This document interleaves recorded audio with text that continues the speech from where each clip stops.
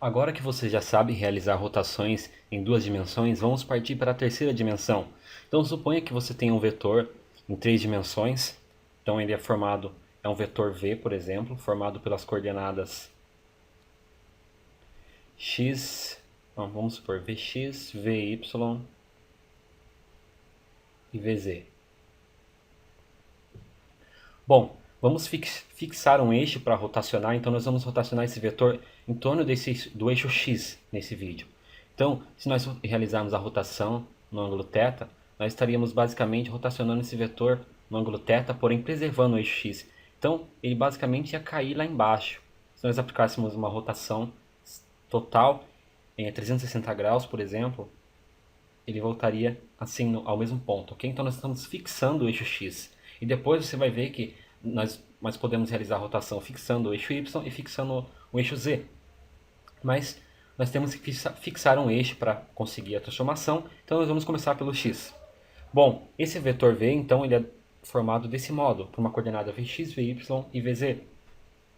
Pode ser um pouco difícil de visualizar aqui, porque eu tirei um print do GeoGebra e colei aqui, então essa é uma visualização 2D de algo 3D. Então vou abrir o GeoGebra aqui para você visualizar melhor, porque eu vou rotacionar essa representação, só para você ver como está o vetor aqui, ok? E se eu deixá-lo assim, então a nossa rotação faria isso com o vetor, ela rotacionaria desse modo aqui, ok? Preservando a coordenada x. Então o vetor não se alteraria na coordenada x. Bom, vamos partir então aqui para encontrar a nossa matriz que vai rotacionar esse vetor. Bom, eu já demonstrei em outros vídeos que a rotação ela é uma transformação linear. Eu sei que eu demonstrei para duas dimensões, mas como nós estamos fixando um eixo aqui, é basicamente uma rotação em duas dimensões ainda, com o eixo fixado. Então, eu vou criar aqui então a rotação, conceito de rotação. Deixa eu escrever aqui. Rotação no ângulo θ. Vou colocar um 3 aqui só para denotar que rotação em três dimensões de um vetor x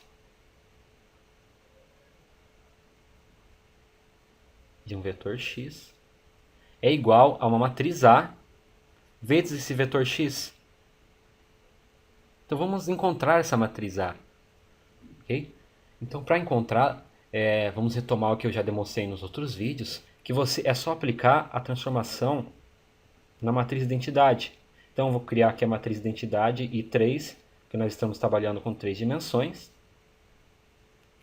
Nós vamos aplicar a rotação em cada uma dessas colunas. E cada uma dessas colunas é um vetor que pode ser representado aqui. Então vamos representar esses vetores. Eu vou dar os nomes de I, J e K. E o motivo pelo qual eu coloquei circunflexo aqui ao invés da flecha é que eles são vetores unitários.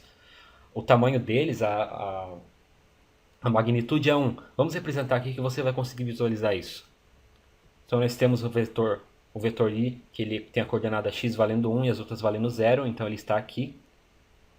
Esse seria o vetor I, vetor unitário, ele tem o tamanho 1. O vetor J seria esse aqui. Ele é 0 no x e no z, e só a coordenada y dele que é 1. E esse seria o vetor z. Aliás, o vetor k, ok? Vetor unitário k. E é fácil de observar que todo vetor em três dimensões pode ser escrito a partir de uma combinação linear desses vetores, mas isso vai ficar para outro vídeo. Vamos aplicar então a rotação em cada um desses vetores. Bom, se eu aplicar a rotação no vetor x não vai acontecer nada, porque nós escolhemos ele para fixar o eixo. Okay? Se eu rotacionar esse vetor aqui, ele vai continuar nesse lugar. Então a rotação na primeira coluna, a rotação no ângulo θ em três dimensões do vetor I, ou seja, 1, 0, 0, vai continuar esse vetor.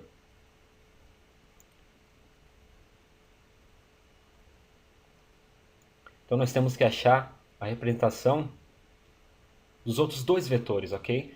Dessa coluna e dessa coluna. Então vamos aplicar a rotação na segunda coluna, rotação no ângulo θ, três dimensões, do vetor J, que é 0, 1, 0. Como seria essa rotação? Bom, Eu posso representar o vetor aqui, mas eu posso representar aqui nesse plano que é mais fácil de visualizar, ok? É como se eu estivesse fazendo isso aqui, representando os vetores. Então eu vou representar o vetor aqui, ok? Só que esse plano ele está, eu coloquei ele ao contrário, então vou representar, seria essa representação aqui, aliás, ok? Então aqui estaria o nosso vetor J e aqui estaria o nosso vetor K. Então vamos aplicar a rotação. Vamos aplicar a rotação primeiro no vetor J. Então deixa eu desenhar o vetor J. Nós vamos proceder igual procedemos no outro vídeo. Vamos aplicar a rotação, que ela é definida sempre com um ângulo θ, que é no sentido anti-horário. Então, basicamente, o vetor ficaria aqui. Nós sabemos que a magnitude dele é 1. Então, aqui está muito pequeno. Vamos representar aqui para visualizar melhor. Nós temos o vetor original, que é esse aqui embaixo, que é o vetor J. Eu sei que o tamanho dele é 1, então aqui também vai ser 1. A magnitude desse vetor também vai ser 1, ok? E nós aplicamos uma rotação no ângulo θ. E vou usar as relações trigonométricas básicas. Eu sei que seno de θ é igual ao cateto oposto sobre a hipotenusa, que é 1. Então só fica igual ao cateto oposto. Vou colocar um O de oposto aqui. E eu sei que o cosseno de θ é igual ao cateto adjacente, que é esse aqui, essa coordenada aqui, sobre 1, que é a mesma coisa que A. Bom, então as coordenadas desse novo vetor aqui são essas aqui, ó. Bom, a coordenada x é exatamente essa aqui, que eu demonstrei sendo o cateto adjacente sobre a hipotenusa, então fica só igual ao cateto adjacente. Então isso aqui é igual a cosseno de θ. E a coordenada y desse vetor seria essa aqui, que é igual ao cateto oposto, que é a mesma coisa que seno de θ. Então, você pode visualizar aqui que as novas coordenadas do vetor após a rotação são cosseno de θ e seno de θ, ok? As coordenadas desse vetor aqui. Bom, então vamos reescrever a transformação como ela ficou. Opa, só um detalhe. Aqui eu falei a coordenada x e a coordenada y, mas na verdade são a coordenada horizontal e a coordenada vertical. Aqui não é mais x, ok? Então, aqui seria a coordenada y e a coordenada z. Então essa aqui é a coordenada y, essa aqui é a coordenada z. Só para não... É que eu estou acostumado, né? Todo mundo está acostumado a trabalhar com x e y aqui. Então ficaria mais fácil visualizar desse modo. Então a coordenada x desse vetor, perceba que ele não tem coordenada x. Ele permanece zero após a rotação. A coordenada y do vetor é a seguinte. Y é esse aqui, certo? Que eu confundi aqui com x, mas lembre-se que é igual é o cosseno de θ. Ok? Mas quando nós estamos falando da coordenada y, nós estamos falando desse valor aqui de baixo, que é referente, esse aqui, ok? Que é referente ao vetor, que é esse aqui que eu demonstrei já. E a coordenada z, a nova coordenada z do vetor é igual a seno de θ. Então nós aplicamos a rotação na segunda coluna da matriz de identidade. Vamos aplicar na terceira. Então a rotação no ângulo θ, 3 dimensões, de 0, 0, 1. Vamos ver como isso ficaria. Então nós temos aqui o vetor, esse vetor, ele está, representei aqui, é o vetor K, seria esse aqui. E após aplicar uma rotação no ângulo θ, ficaria aqui. Então vamos representar, igual representei aqui, como um triângulo. Ok, nós temos o vetor original, vou desenhar em verde, que é esse aqui. E após a rotação, ficou esse vetor aqui. Então vamos descobrir as coordenadas, não as coordenadas x e y, as coordenadas y e z desse vetor, ou seja, y e z. Bom, eu sei que eu posso usar de novo as relações trigonométricas. Então, essa quantidade é a mesma coisa que essa aqui de baixo, e essa quantidade é a mesma coisa que essa aqui de baixo. Do lado, aliás. Bom, vamos usar as relações trigonométricas. Eu sei que o seno de θ, seno desse ângulo aqui, é igual ao cateto oposto sobre a hipotenusa. A hipotenusa eu sei que vale 1, o cateto oposto é esse aqui, mas também pode ser esse, são iguais. Então ficaria só o cateto oposto, que é esse aqui, ok? Sobre 1, então dá só o cateto oposto. Cosseno de θ seria igual ao cateto adjacente, que é esse aqui, que é a mesma coisa que esse. Então, esse é o cateto adjacente, ou esse aqui, sobre 1. A hipotenusa sobre a hipotenusa, que é 1. Então, deixa eu colocar aqui. Bom, então eu sei que a coordenada y dele é a mesma coisa que seno de θ, e a coordenada z é a mesma coisa que cosseno de θ. Ok? Então, nós podemos reescrever esse vetor. Espero que tenha ficado bem claro para você. Nós redesenhamos o vetor assim, encontramos que a coordenada z dele, essa aqui, que é a mesma coisa que cosseno de θ, e a coordenada y dele é a mesma coisa que seno de θ. Então vamos escrever a coordenada x continua 0, a coordenada y fica seno de θ, só que tem um porém. Eu esqueci de falar que é igual no outro vídeo. Bom, observe que a coordenada seno ela está para cá, ok? Ela tem que ser negativa. Então vamos colocar o negativo, igual no outro vídeo. Eu já demonstrei a razão disso e já fiz até um vídeo adicional explicando só isso, ok? Então ficaria menos seno de θ. E cosseno de θ, nós ainda estamos aqui. Eu já demonstrei que vai dar certo aqui para baixo. Então nós não precisamos colocar o sinal negativo.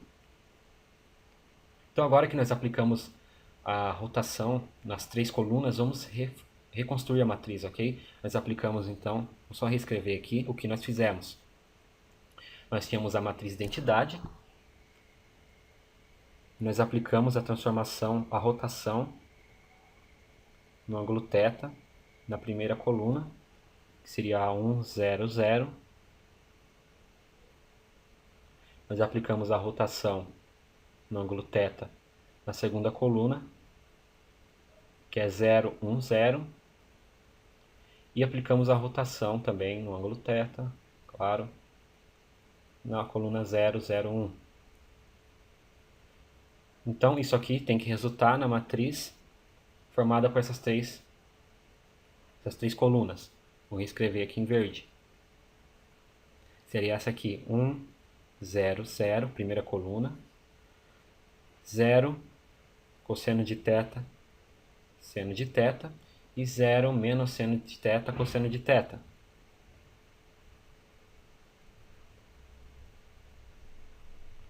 Bom, isso aqui será multiplicado por um vetor x, então nós temos a matriz multiplicada por um vetor x1, x2, x3,